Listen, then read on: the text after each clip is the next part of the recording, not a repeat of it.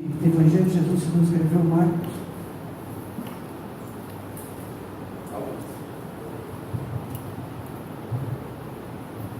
Evangelho de Jesus segundo escreveu Marcos, capítulo 9, verso 14 ao verso 29.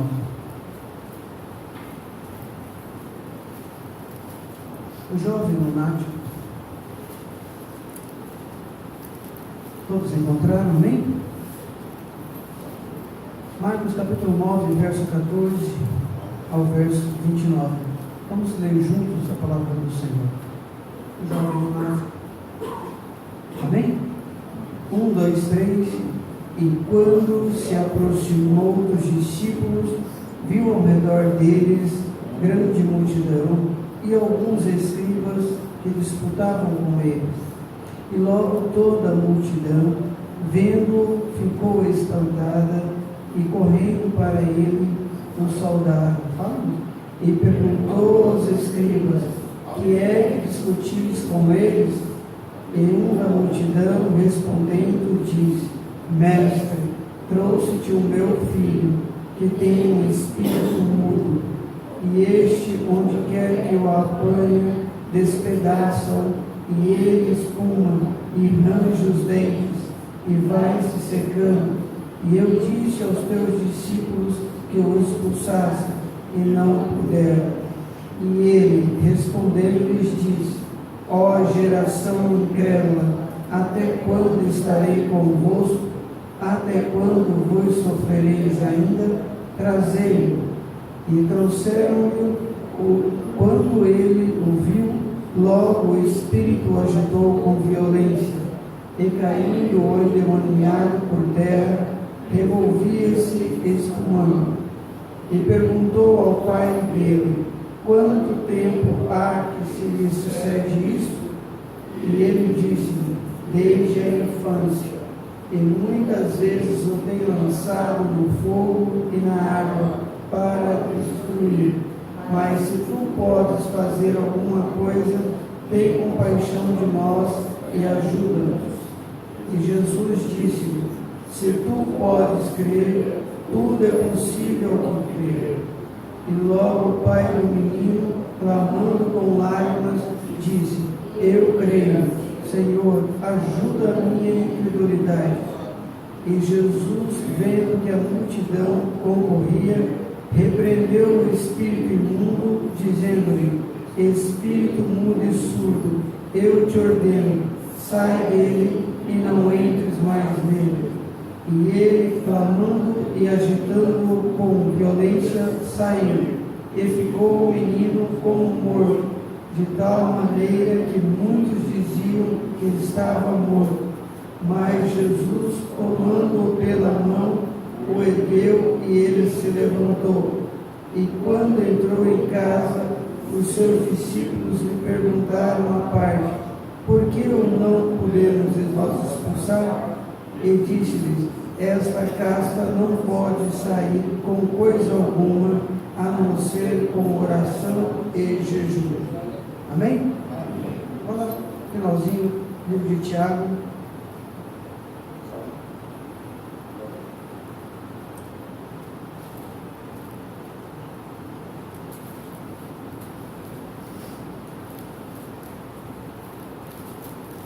Capítulo 4,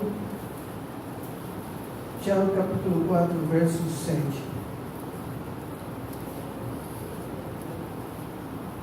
Depois de Hebreus.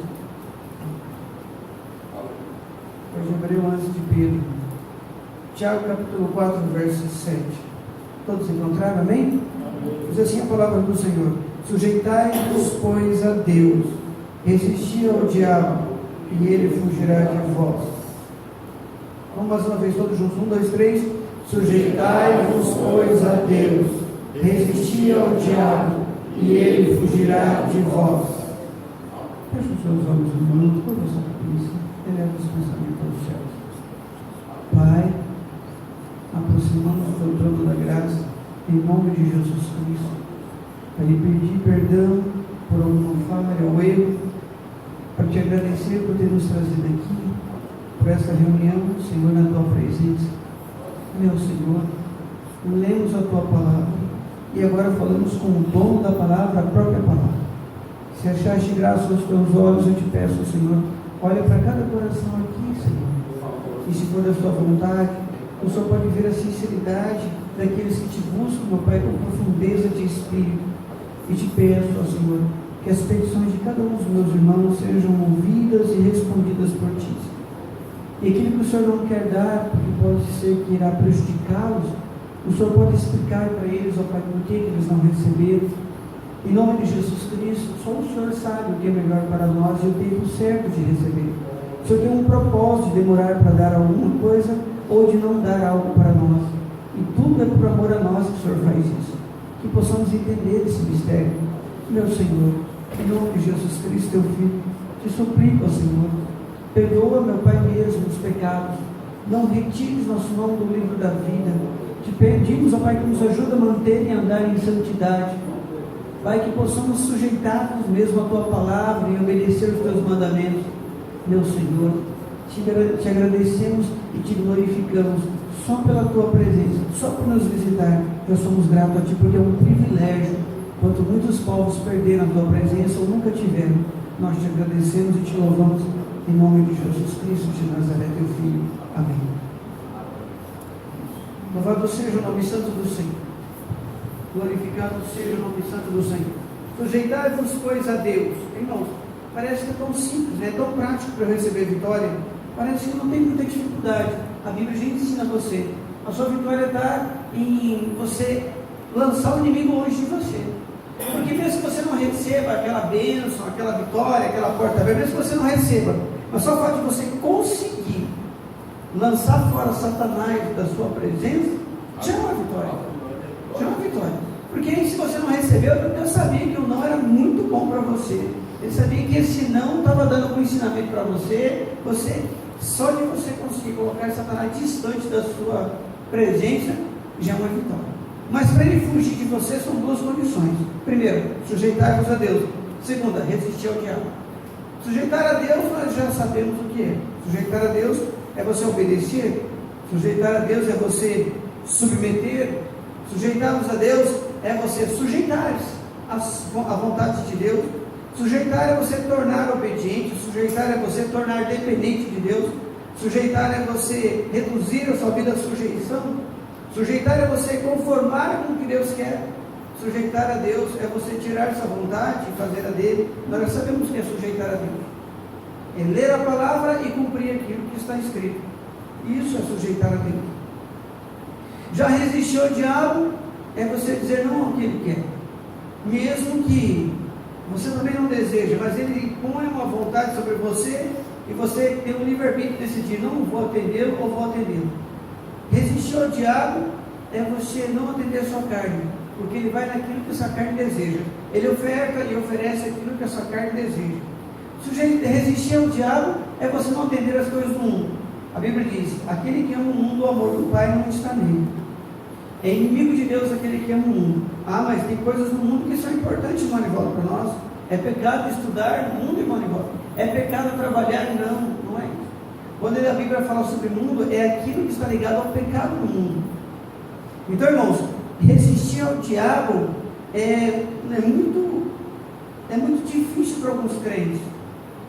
Porque, primeiramente, você não tem como resistir ao diabo se você não tiver uma vida de obediência. Não tem como você resistir ao diabo se você não tiver uma vida em santidade. Não tem como você resistir ao diabo se você não estiver convertido, já decidido, resolvido para servir ao Senhor. Então, resistir ao diabo é você não ceder a ele, é você opor-se a ele, é você fazer frente a ele, é você defender-se para que as setas malignas dele não te ataquem.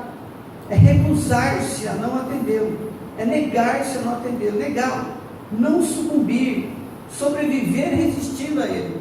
Isso é resistir. Então ele falou assim, porque vamos imaginar aqui a passagem de Jó bem rapidamente. Jó foi vítima de uma disputa, de uma luta, de uma disputa entre Satanás e Deus e Satanás. De onde você veio? Veio por rodear a terra de Satanás. Aí ele falou assim, Deus começa tudo e fala assim, viste o meu servo Jó, reto, temente, obediente. Aí Satanás falou assim, claro, o Senhor deu tudo para ele. Aí eu falei, então vai, tenta para você. O que Jó fez? Nada de errado. Ele foi vítima de uma disputa entre Deus e Satanás. Jó não fez nada de errado. Jó oferecia sacrifício aos pecados dos seus filhos. Jó era temente, o próprio Deus deu o testemunho dele. Ele é reto, temente e obediente. Se ele era obediente, por que ele merecia passar por essa prova tão grande? É porque nós escolhemos ser provados ou não. Está nas mãos do Senhor Deus provar o ser humano para provar para Satanás. Aí ele falou assim: poupe-lhe a vida, tira tudo que ele tem. Aí eu pergunto: você acha que Jó queria ficar na prova? Não. Claro que como ser humano ele queria sair da prova, não queria ficar na prova, estava sofrendo, perde tudo, perde família, perde casa, perde plantações, perde animais, perde a saúde, quase está perdendo a vida. Deus não tinha revelado para ele que não iria perder a vida, mas ele imaginava: vou perder a vida. Mas irmãos, Deus não atendeu os pedidos dele. E era Jó, alguém que Deus era testemunho e dava testemunho que ele era obediente. Todos passam por provações, obedientes e desobedientes. A diferença é que Deus tem um controle sobre tudo e Ele tem um propósito muito grande naqueles que estão salvos. Tem um propósito. Então, quando você está salvo, você tem convicção de que se Jesus voltar você sobe. Se você estiver passando por provações, é porque Deus está querendo te dar algo.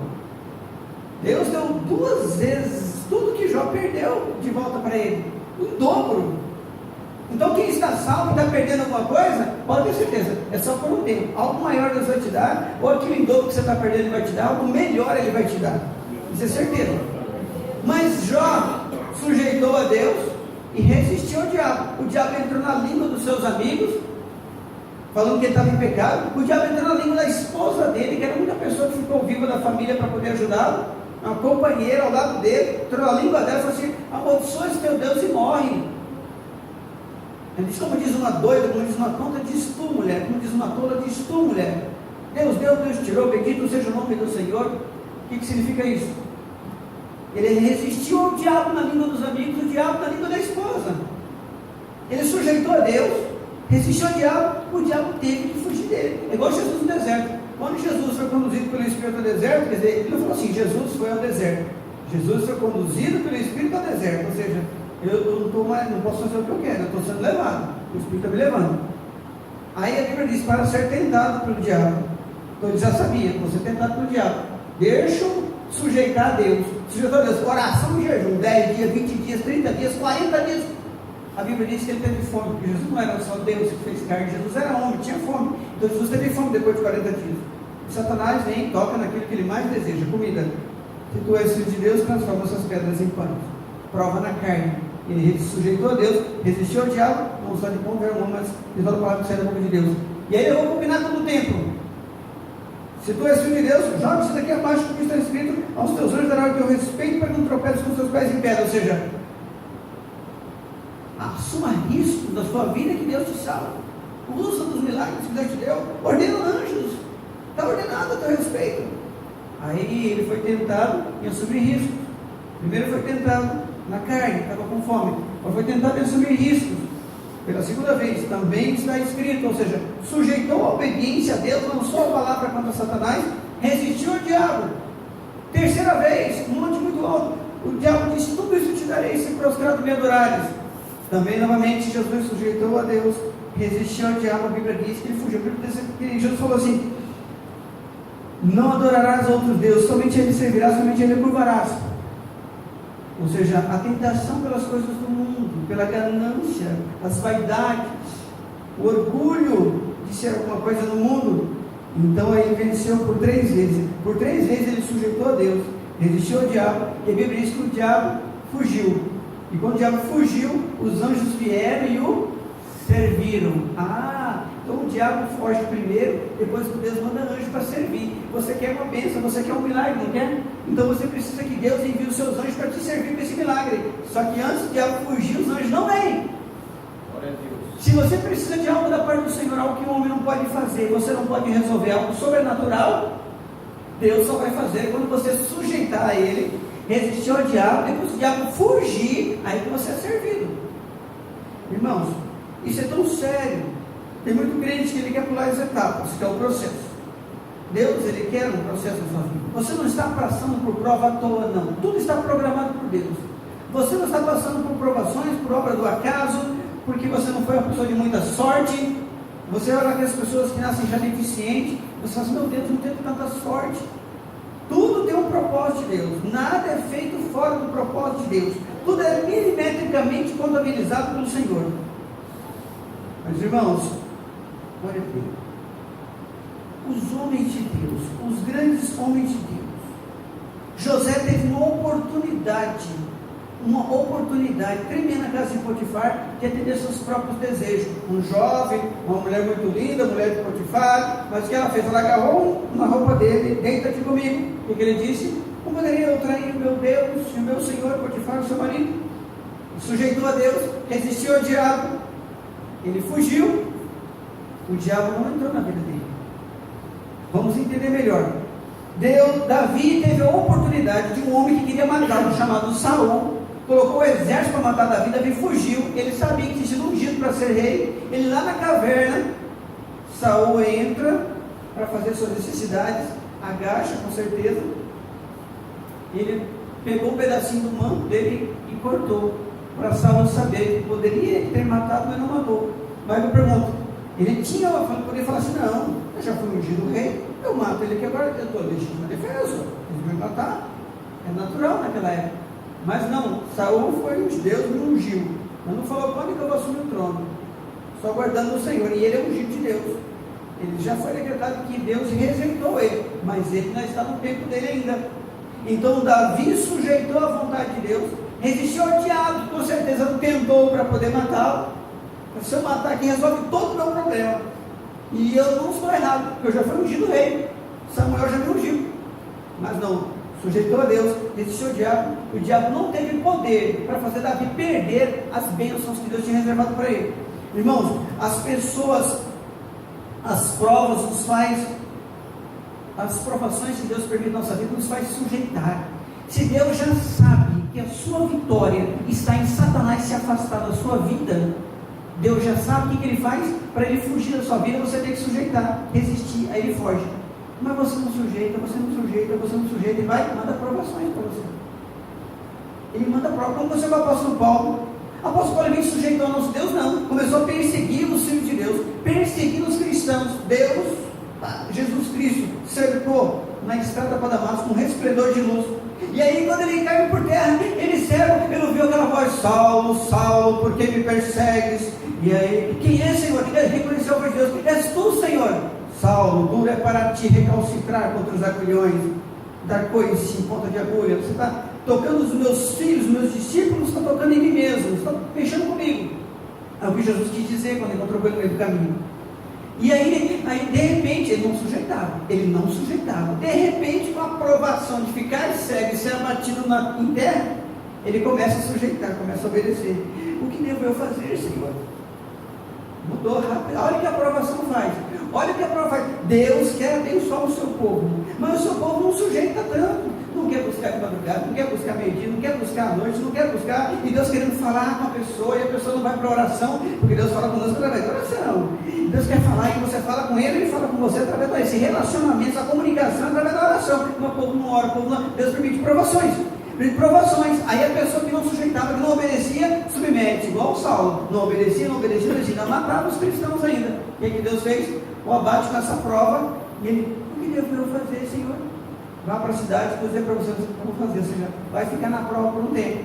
Não é só 3 horas, não é só 4 horas, não é só um dia, não. São 3 dias de provação, sem comer e sem beber. Saulo ficou, sujeitou a Deus. Aí começou o quê? A resistir ao diabo. O diabo está na carne, então ele vai em jejum. Lembre-se, jejum, você pergunta para Deus o jejum que Deus quer. Que hora jejum Deus quer que você jejua da comida, que hora Deus quer que você jejua na obediência. Deus quer que você tira, é muito melhor você tirar algumas coisas que você não conseguir, a partir de agora não faço mais isso, a partir de agora não faço mais aquilo.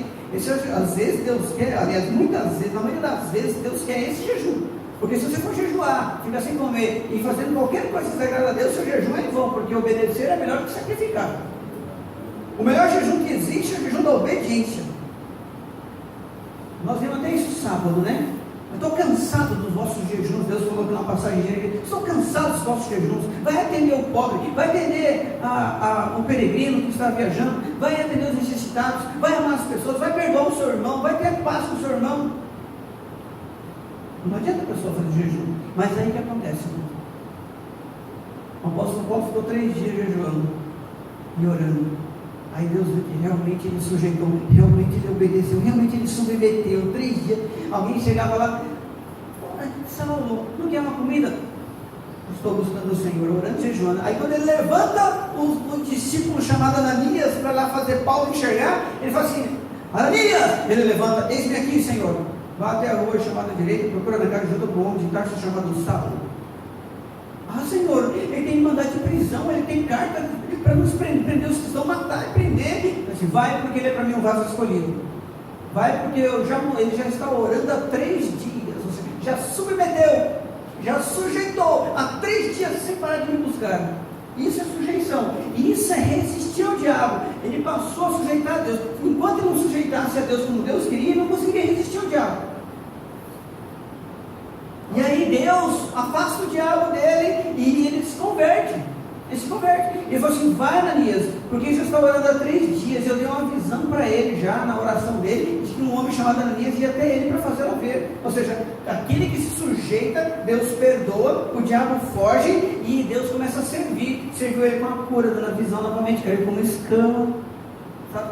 Ele praticamente já estava sendo preparado para evangelizar. Um homem que, um missionário, depois de Jesus Cristo, foi o maior missionário na face da terra. Escreveu quase todo o Novo Testamento, cartas para Colossenses, cartas para Filipenses, cartas para Efésios, cartas para Tessalonicenses, Timóteo, tudo. A Bíblia, metade da Bíblia foi escrita por ele, praticamente 40%. Por quê? Só porque ele sujeitou a Deus. Mas Deus não escolheu, ele não queria sujeitar a Deus. Quem Deus fez? Toma aqui uma aprovação para você. Como eu gostaria de ser cercado com um resplendor de luz para mudar mais ainda a minha vida. Como eu gostaria até de ficar cego, como ele ficou, só para Deus fazer o que fez com a vida de Paulo, fazer com a minha também. Foi um privilégio para ele ser provado. Na hora que ele foi abatido ao chão, que prova! Porque quando você nasce cego, você aprende a andar, tal, colocar. Quando você enxerga e depois você perde a visão de uma vez, você perde o chão. Você perde o chão.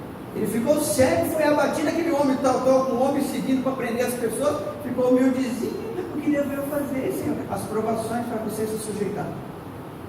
Deus quer te abençoar e você não se sujeita, você não busca, não ora, não faz campanha. O que Deus faz? Permite uma aprovação na sua vida e você vai buscar ajuda. Aí pela aprovação você sujeitou, existe o diabo, ele foge de você, a vitória vem, os anjos te servem. Irmãos, eu vou contar rapidamente, o tempo não se curto.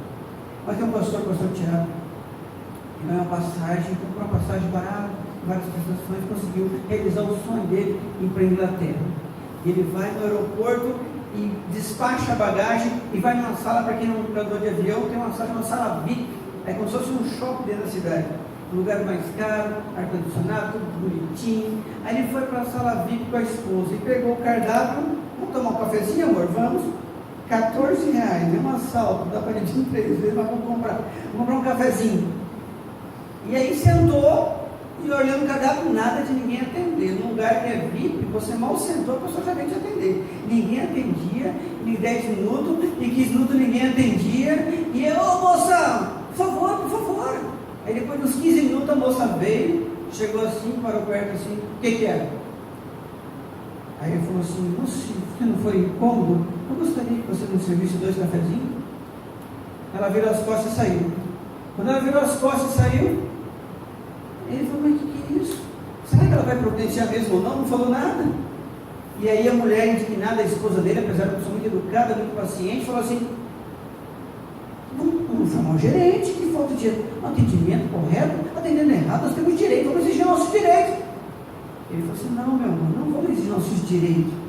É neste momento que estamos sendo provados, é neste momento em que Deus está olhando para nós no meio da prova, que nós temos que apresentar uma sujeição, uma submissão a Deus.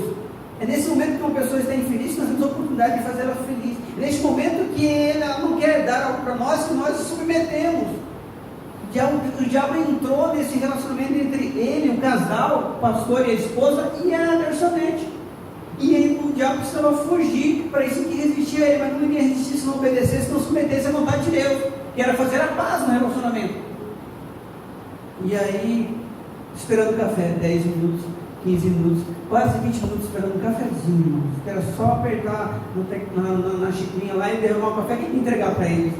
Mais de 15 minutos o café não chegava. Moça, o café, o meu voo, daqui a pouco eu vou coar o café.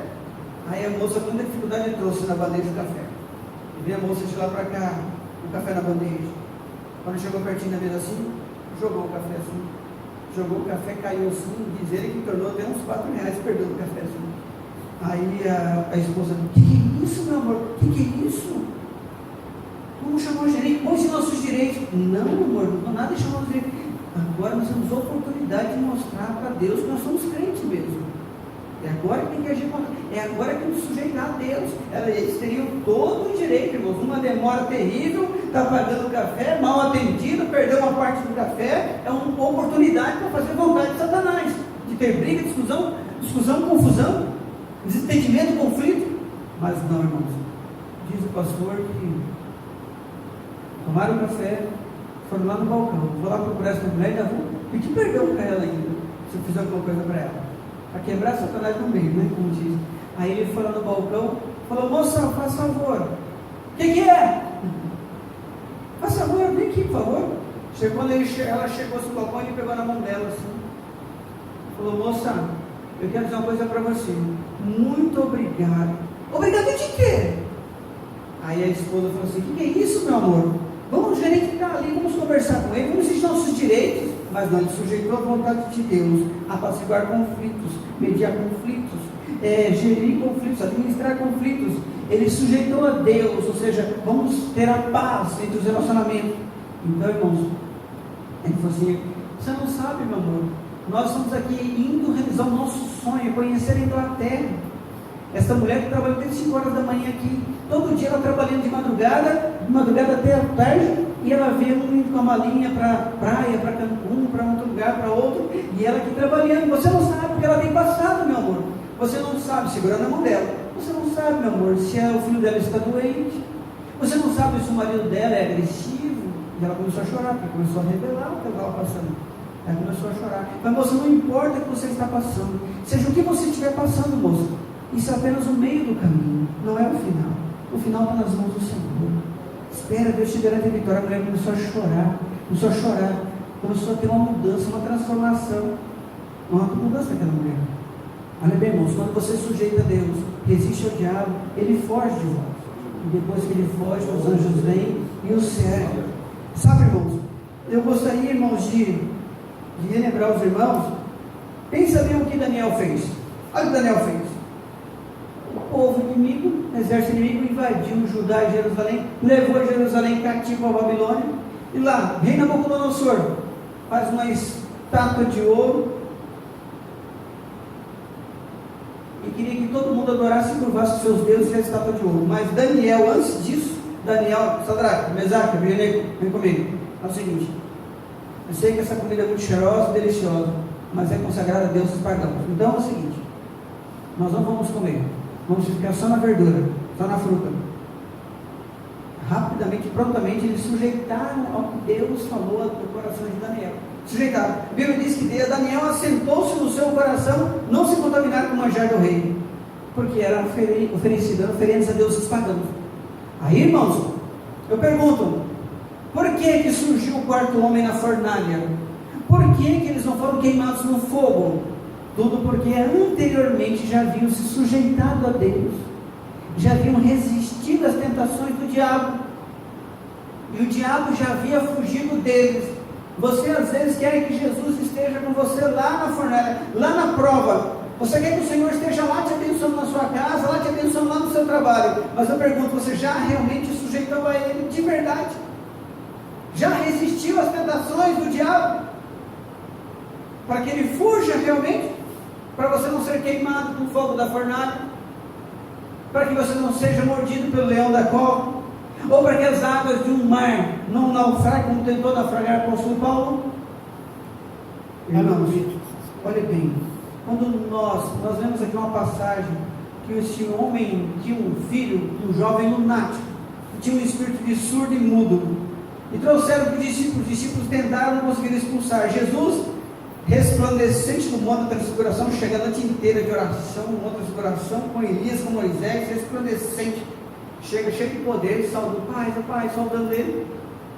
E os discípulos discutindo, aliás, os fariseus discutindo com os discípulos.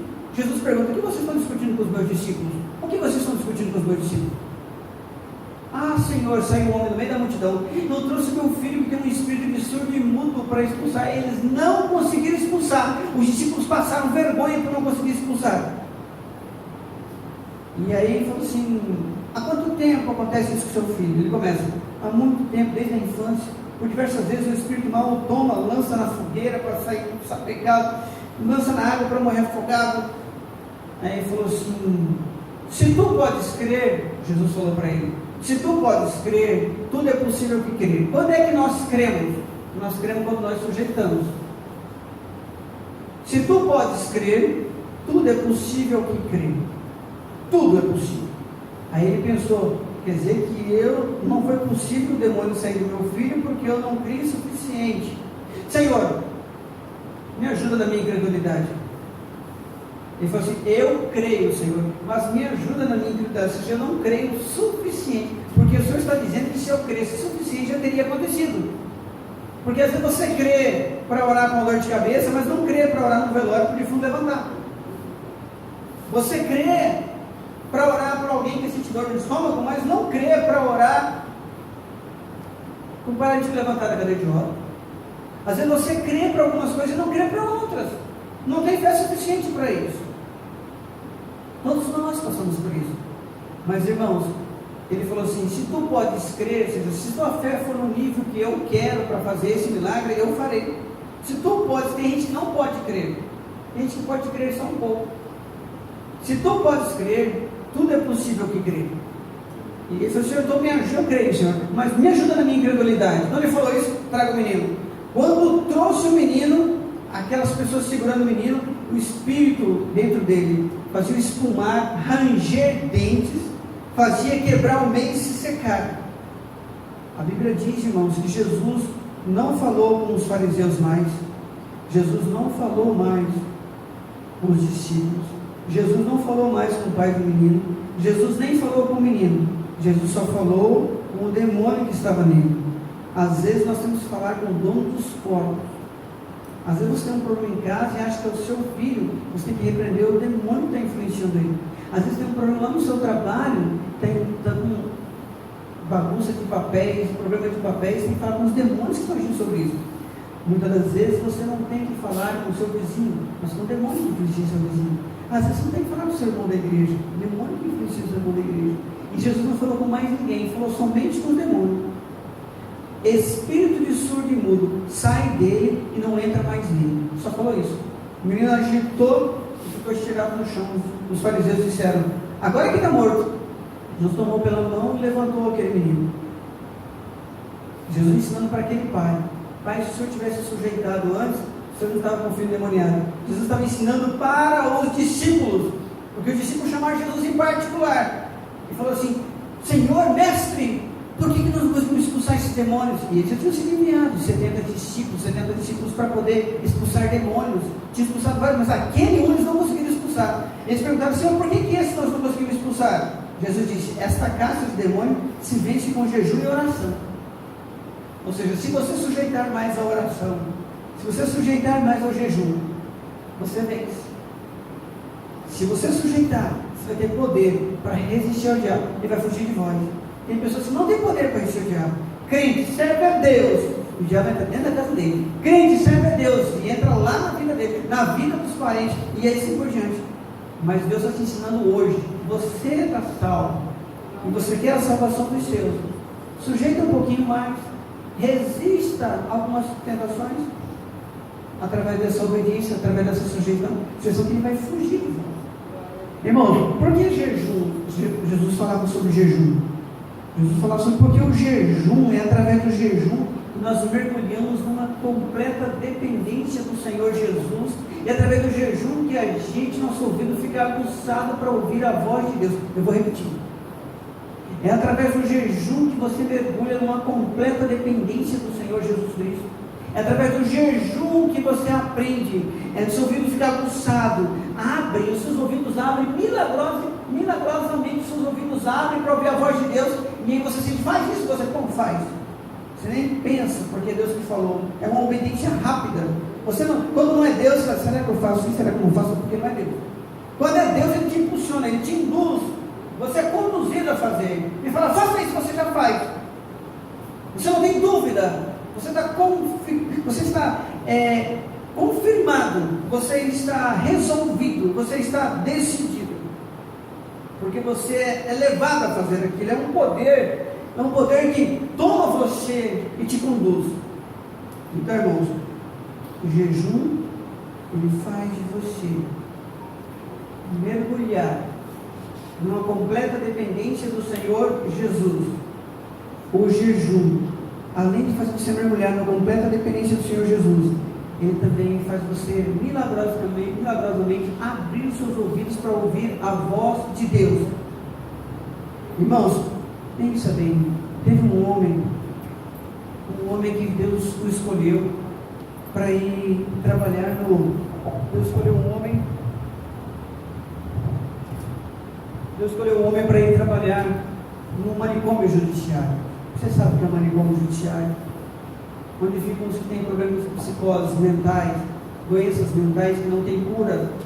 Pela Organização Mundial da Saúde, uma dependência, uma psicose não tem cura. A pessoa tem remédios para melhorar o comportamento, mas a pessoa não quer curar. E tinha um jovem lá, em que esse irmão que foi chamado, que Deus o enviou para lá, e ele sabia que Deus tinha enviado para ele fazer algo no meio dessas crianças. Era uma parte só de crianças que tinham problemas mentais. Criança, adolescente e jovem. Mas eu vou ler para os irmãos aqui, para ficar melhor. Eu vou ler, os irmãos entendam. Eu jamais esquecerei o dia em que conheci um jovem de 16 anos naquele grupo, a quem chamarei de Steve. Eu não quis revelar o nome dele. Ele sofria da síndrome de Down, retardamento mental, um tipo de redução drástica da capacidade intelectual. Ou seja, ele tinha duas coisas, uma síndrome de Down, outra era doença mental. A síndrome de Down não é doença mental, mas ele tinha um retardamento mental. Ele crescia em idade, mas a mente ficava de criança. Então, ele tinha certas deformações físicas. Steve era afligido por outro mal ainda pior. Constantemente tinha crises durante as quais era acometido de um sentimento de autodestruição que batia no seu próprio rosto. Então ele pegava os objetos e batia no seu rosto com a própria mão, ele batia no seu próprio rosto e se machucava, se mutilava. Essa equipe de psicólogos conseguiu permissão das autoridades texanas para administrar terapia de choque elétrico. Então quando ele estava se machucando muito, eles iam levar com ele e davam terapia de choque nele para você parar de se machucar, de se cortar, de se bater. Durante aquele período, os psicólogos fizeram um gráfico do seu comportamento e observaram que, ao contrário da melhora esperada, o seu quadro havia se agravado ainda mais. Mas depois do choque, ele voltava a fazer novamente uma situação mais grave ainda. Ele se veria muito mais, ou seja, a questão dos choques terapêuticos não estavam funcionando. Irmãos, quero que vocês fiquem bastante atentos, porque Deus vai falar com alguém. Está falando com alguém. A fisionomia do garoto tornou-se péssima. A pele do seu rosto cheia de feridas inflamadas, parecia mais um couro seco de jacaré, devido aos ferimentos constantes que ele fazia em si mesmo. Não vislumbrando outra solução para o problema, por fim, os atendentes amarraram os braços dele para não se ferir mais. Amarraram os braços dele de maneira que ele não podia mais alcançar o seu rosto para ferir. O problema agora era outro. Os garotos do seu dormitório, uma vez percebendo que as mãos de Steve estavam amarradas para baixo, criaram uma nova brincadeira. Corriam atrás dele e empurrá-lo à força, até que pudesse totalmente perder o equilíbrio. Steve não podia mais instintivamente proteger o seu rosto, por causa das ataduras que prendiam os seus braços. Por isso, todas as vezes que os meninos brincavam, Steve sempre caía brutalmente com o seu rosto em terra, sem conseguir se proteger ou amortecer a queda. A maioria das vezes encontrávamos com o nariz e lábios e boca esguinchando sangue. Em qualquer momento que eu encontrasse, Steve era sempre capaz de sentir o amor de Deus fluindo de mim. Toda vez que ele ia lá e via Steve, toda vez que ele via ele sentia o amor de Deus no coração fluindo dele por aquele garoto. Ele queria fazer algo, mas fazer o quê? Ele tinha problema mental. Finalmente eu orei: Senhor, uma vez o Senhor me disse que havia me enviado a este lugar para amar essas crianças. Portanto, qual é a solução para ti? Outra coisa: não tem como você sujeitar a Deus, resistir ao diabo ele fugir de vós se você não amar. Olha bem, o Senhor me disse que me enviou para este lugar para amar essas crianças. Na oração dele falando: certamente eu ouvi a voz do Espírito Santo dizendo: esta casta de demônio não sai a não ser com jejum e oração. Toda hora essa voz de Deus soando: essa casta de demônios, mas não é problema mental, essa casta de demônio não sai a não ser com jejum e oração. Embora esse versículo possa parecer bem familiar para você, ele soava como algo completamente novo em meu espírito naquele momento. Eu havia estudado por 4 anos em uma faculdade, me bacharelado em teologia. No entanto, eu nem sequer sabia que o Espírito Santo tinha citado uma passagem da Bíblia dizendo que sujeitar a Deus, resistir ao diabo, ele fugirá de vós. Uma outra questão eu tinha deixado de aprender durante os meus 4 anos de seminário de teologia, que é a questão do jejum. Ou seja, essa caça de demônios se vence com jejum e oração. Ficar sem bebida e comida, a partir daquele exato momento, eu não comi. Na hora que ele lembrou desse versículo, ele não comeu mais e nem bebeu mais. E descobri que quando nós abstemos de comida, geralmente sonhamos com frango, com batatas fritas, com deliciosos bifes. Eu também não tinha consciência de que quando ficamos sem água, as nossas prioridades mudam. Ele viu alguém lavando a mão na pia e desperdiçando água. Ele falou assim: você sabia que essa água dá de beber? Já que ele bebeu até água da pia. No terceiro dia, terceiro dia de jejum, sem comer e sem beber, comecei, por exemplo, a invejar as pessoas que podiam ir no banheiro e mexer com água. Você sai tomando banho e dá vontade de beber aquela água do chuveiro. Quando uma pessoa saiu do banheiro e disse: você sabia que essa água é boa para beber? Desculpe-me, eu estou falando sozinho. No 4º dia o Senhor me disse: agora você pode beber.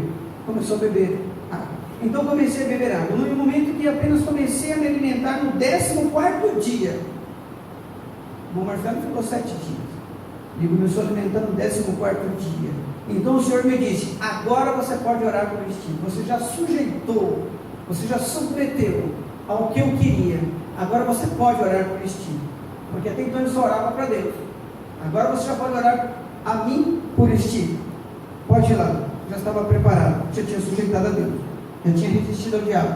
Quando cheguei naquele dia, tomei Steve e levei para o meu pequeno escritório. Ele disse: Steve, eu sei que a sua mente talvez não entenda o que eu estou, talvez a sua mente não entenda o que eu estou dizendo, mas o seu espírito é eterno. Sua alma não tem consciência, sua mente não tem consciência de nada. Seu corpo está sofrendo com isso, mas o seu espírito é eterno. Eu quero te dizer, Steve, que eu sou servo do Senhor Jesus Cristo, e estou aqui para pregar as boas novas a você. Também quero que você saiba que Jesus Cristo veio trazer liberdade aos cativos. Havendo-lhe falado essas palavras, eu continuei dizendo: em nome de Jesus Cristo eu te ordeno agora, espírito de autodestruição, deixe essa vida em paz.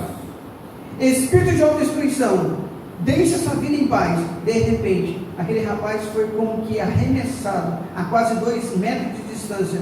Quando Steve atingiu a parede, o seu corpo foi levado. Quando atingiu a parede, foi levado 2 metros, foi jogado na parede, e caiu no chão. Quando ele caiu no chão, foi levantado do chão, e foi levantado pelos demônios a 30 centímetros do chão, do piso, e caindo novamente, soltou um longo gemido, ficando ali mesmo prostrado. Imediatamente comecei a sentir um terrível cheiro de ovos podres, de enxofre queimado, enchendo aquele recinto, mas que aos poucos foi desvanecendo. Corri então rapidamente para Steve, tomei-o em meus braços, tirei as ataduras que haviam sido colocadas em seus braços para que não ferisse seu próprio rosto. Enquanto isso, os seus olhos fitavam com medo, percebendo que podia dobrar os braços. Ele percebeu que podia dobrar os braços, começou a tocar carinhosamente no seu próprio rosto e sentiu os seus olhos, nariz e orelha. Ele não tinha essa noção. Então, profundamente emocionado, começou a soluçar, chorando, soluçando. Aquele atormentado jovem, pela primeira vez na vida, percebeu que não estava tendo compulsão em se ferir. Pelo contrário, ele era capaz de afagar o seu próprio rosto e a partir de então ter a certeza de que fora totalmente liberto. naquele inesquecível momento, o Senhor revelou-me quão poderosa arma Ele havia nos dado para destruir fortalezas, trazer liberdade aos cativos. Dentro de poucos meses, todas as feridas do rosto de Steve estavam desaparecidas, porque ele parara para se ferir. Irmãos, nós lemos sábado sobre jejum. O Senhor Deus falou um dia para o povo assim: para que vocês estão jejuando? Para vocês ou para mim? O jejum é um sacrifício oferecido para Deus. E quando nós terminamos de jejuar, nós entregamos o jejum para o Senhor, porque é para Ele, é oferecido para Ele. Às vezes nós falamos assim: eu quero jejuar porque eu preciso de tal coisa. Deus não vai te dar, porque jejum não é troca, não é barganha. Deus não é troca, não é barganha. Você jejua para você ficar na posição que Deus quer, na sujeição que Deus quer, na renúncia que Deus quer, para o diabo fugir. Ele só vai fugir, você não fugiu de Steve, só fugiu de Steve porque ele já tinha cumprido essa sujeição. E o que ajudou ele a se sujeitar, o jejum ajuda muito a se sujeitar, porque você põe a carne no lugar que ela tem que ficar. Você não atende a carne, você fica próximo da intimidade com o Espírito. Você mergulha profundamente na presença do Senhor. E você também consegue ouvir a voz de Deus. Imagina que ele estava jejuando 14º dia, eu ouvi a voz do Senhor. Pode orar por este dia. Entende, irmãos? Até que mandou entregar o Senhor. Amém?